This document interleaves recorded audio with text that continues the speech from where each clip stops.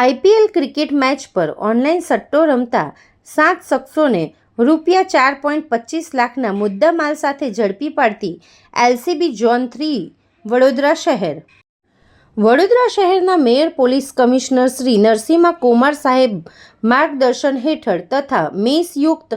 Police commissioner Shri Nilesh ઝાઝડિયાઓના સૂચનાથી mayor નાયબ પોલીસ કમિશનર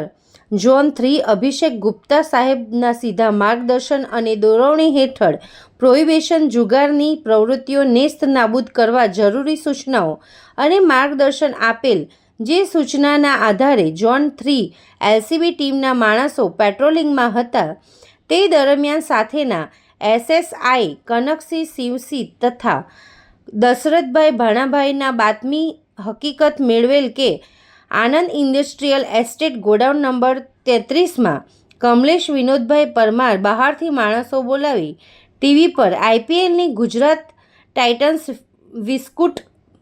પંજાબ કિંગ્સ વચ્ચેની મેચ જોઈ મોબાઈલ એપ્લિકેશન વેબસાઇટ દ્વારા સટ્ટો રમાડી રહ્યો છે.